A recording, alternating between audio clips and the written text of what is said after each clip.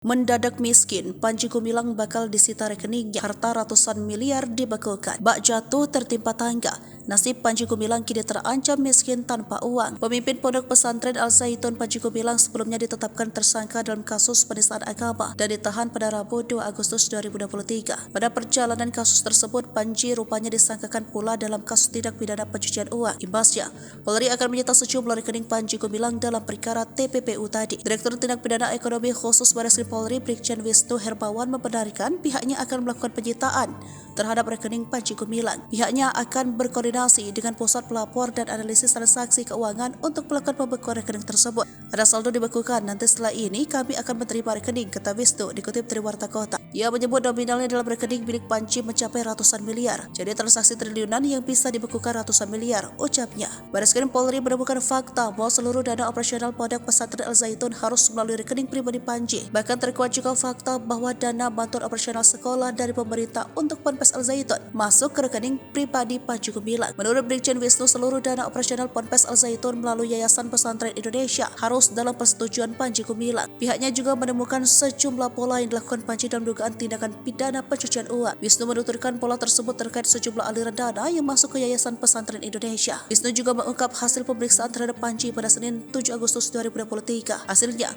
Panji bertanggung jawab atas seluruh transaksi yayasan tersebut.